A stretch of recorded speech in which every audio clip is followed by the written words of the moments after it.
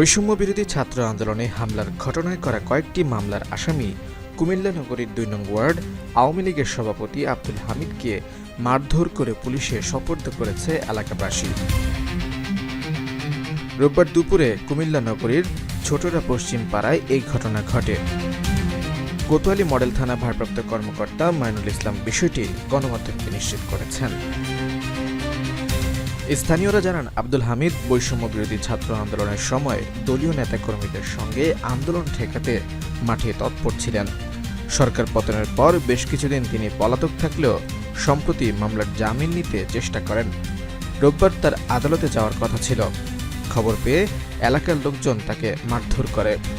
এ ঘটনার একটি ছবিও ভাইরাল হয় সামাজিক যোগাযোগ মাধ্যমে।